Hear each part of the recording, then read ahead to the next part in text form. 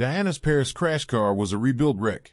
Mercedes' pool car provided by a hotel on night she died had been stolen and driven into the ground earlier in the year and was hugely dangerous above 37 miles per hour.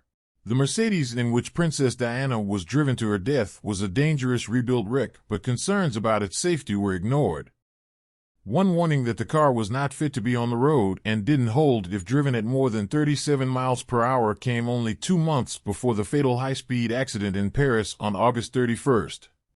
The Mercedes-Benz S280 was provided by the Paris Ritz Hotel, owned by businessman Mohammed Fayed. The car was owned by Etoile Limousines, which provided chauffeurs and cars to the Ritz. Pascal Rostain, a Paris photographer, told a French radio station that the hugely dangerous car had been stolen and driven into the ground earlier in the year. This Ritz car was a wreck.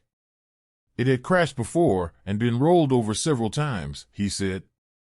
The car was ready to be broken up, but permission was then given to remake it, the photographer claimed. Mr. Rostain said one of his friends at the Ritz, identified as a driver called Kareem, took the Mercedes for a spin earlier in 1997 and warned senior staff about it. Referring to Frank Klein, the manager of the Ritz at the time, he said, 2 months before the accident, my friend said to Mr. Klein that it was necessary to get rid of this wagon. At more than 60 kilometers an hour, 37 miles per hour, it didn't hold. Kareem said the Mercedes was not reliable on the road. We were afraid to use it at any speed. I told my manager that we had to sell this vehicle.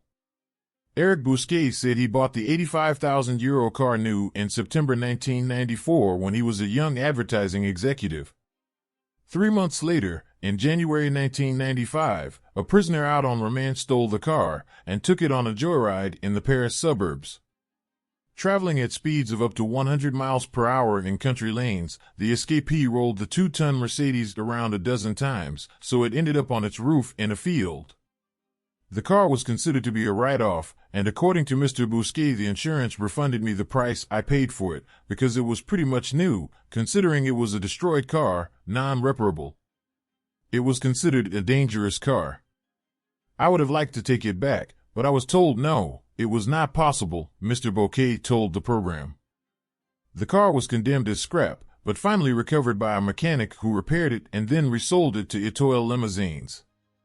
Neil Siegel, who worked for the company at the time, said he bought the Mercedes for €40,000, but refused to discuss claims that it was not roadworthy. The M6 program carried out a crash test on the same model of Mercedes, and a technical expert said it should not have remained on the road, despite being rebuilt. It was not reparable and dangerous, the expert added, as he offered a view that was supported by insurance brokers. Those appearing on the program in connection with the Mercedes all said they were particularly astonished that British and French investigators never showed any interest in the car's history. This is despite the fact that conspiracy theorists suggested it may have been tampered with by those who may have wanted the princess dead. Mr. Rostain is the co-author of a book called Who Killed Lady Di, and the tragedy was the subject of a documentary broadcast on the French TV channel M6 called Death of Diana, The Incredible Revelation. Mohammed Fayed always claimed Diana's death was the result of a bizarre MI6 plot ordered by the royal family. But in 2008, a British jury delivered an inquest verdict of unlawful killing caused by Diana's grossly negligent chauffeur Henri Paul, who lost control as he raced at up to 120 miles per hour through the Alma Tunnel while drunk and on antidepressants and trying to get away from pursuing photographers. Additional factors were Diana not wearing a seatbelt and the fact that the Mercedes struck the pillar of the Alma Tunnel rather than colliding with something else, the inquest concluded. Orphalie Meunier, the presenter of the M6 documentary, said, "We are not offering a theory, a new hypothesis, we are really offering verified facts. Diana was not safe in this car."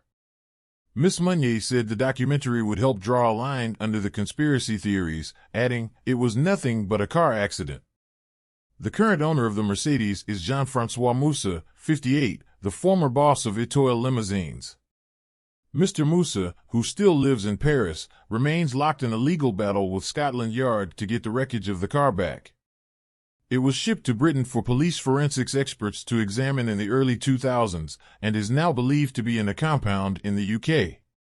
A Scotland Yard investigation into conspiracy theories about Diana's death, led by former Metropolitan Police Commissioner Lord Stevens, reported that experts found no problems with the vehicle. His report, published in 2006, concluded, "Both the French and British examinations of the Mercedes have shown that there were no mechanical issues with the car that could have in any way caused or contributed to the crash." Thank you for your attention and have a nice day.